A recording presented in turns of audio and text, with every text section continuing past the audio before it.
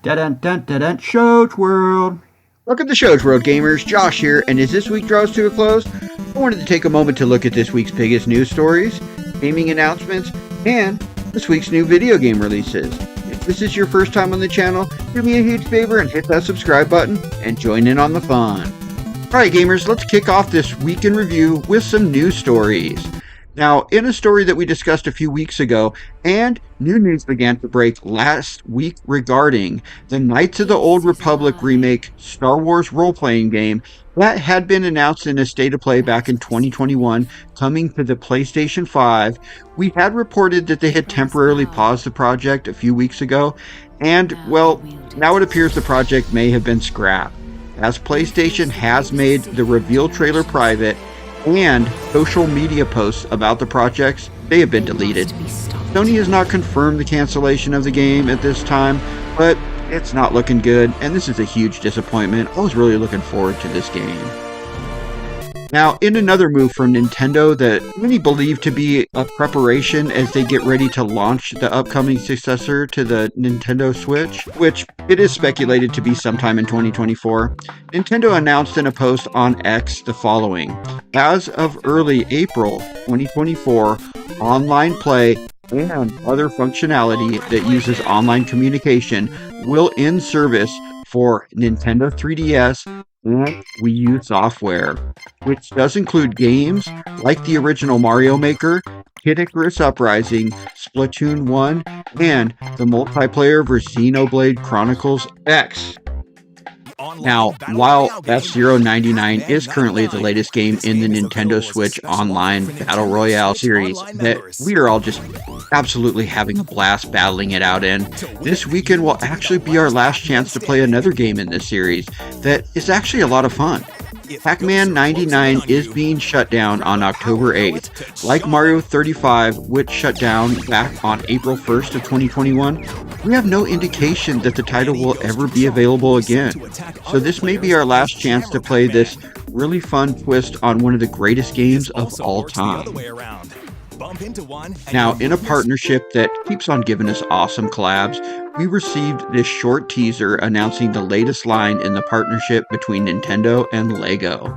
Animal Crossing seems like a great fit with so many possibilities, although all they showed us in this so far is some minifigs, so definitely stay tuned for info on sets when they become available. Next up, let's take a look at some gaming announcements. Now, Warm Snow is a roguelike action game with a background set in a dark fantasy world that resembles games like Hades. You play as a warrior that must master the art of the floating swords.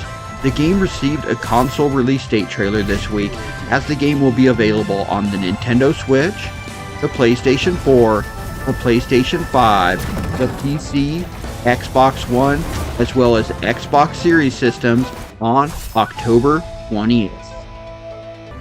Now, Spellforce Conquest of Io received an official release date announcement trailer this week for the PlayStation 5 as well as Xbox Series systems. For those of you that are fans of the turn-based, deep strategy-based style of game, this THQ Nordic game has been well received since its launch earlier this year on PC, and console versions will release on November 7th of 2023. Now, Spells and Secrets received a release date trailer this week. The 3-quarter top-down local co-op game allows you to customize your witch or wizard. Then, after an incident, it's up to you and your trusty wand to save the ever-changing castle and rescue your lost schoolmates. The game is releasing on the Nintendo Switch, the PlayStation 5, and Xbox Series systems on November 9th of this year. Now, The Last Faith may be the best looking 2D side-scrolling Castlevania-style game I have ever seen. If this game lives up to the hype that has been created from what we have seen so far, this is going to be an absolute treat. The game has been described as a Metroidvania meets a Soulsborne, and the good news is we're not going to have to wait too long to find out if it is going to live up to that hype, because it's going to be available on the Nintendo Switch, the PlayStation 4, the PlayStation 5, the PC, the Xbox One, as well as on Xbox Series systems on November 15th of this year.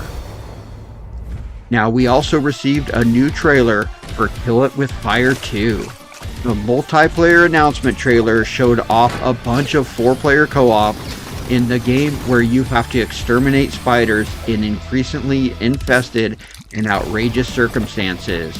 I played the original game and I actually had a lot of fun with it, and I will definitely be checking out the new game and the multiplayer modes when it releases next year on the PlayStation 4, the PlayStation 5, the PC, Xbox One, and Xbox Series systems. Alright gamers, let's finish up with this week's new game releases. Now, the big release this week was Assassin's Creed Mirage. It is the latest game in the long-running storied franchise. The newest iteration of the game promises a more streamlined game harkening back to the classic games in the series. In this latest game, you will play as a cunning young street thief seeking answers in the majestic Middle Eastern open world as you use stealth and combat in this action-adventure platforming game. It is out now on the PlayStation 4, PlayStation 5, PC, Xbox One, and Xbox Series systems. Now, Detective Pikachu Returns did release this week exclusively on the Nintendo Switch. Unfortunately for those of you who are fans of the 2019 film, Ryan Reynolds will not be lending his voiceover skills for Pikachu. The game will be the sequel to the 2016 Detective Pikachu for the 3DS. The game will have the coffee-loving Detective Pikachu join forces with his partner Tim Goodman as they solve mysteries.